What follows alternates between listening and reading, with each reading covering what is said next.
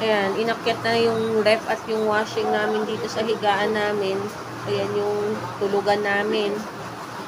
Naku, malapit na rin umabot. First time talaga namin ang ganito ang inabot namin sa baha. Hindi kami pinapasok nung araw, hanggang labas lang. Paano kaya pati CR namin? Diyos niyo, paano kami nito gagamit ng kubeta? Wala. Tumigil na sana yung ulan.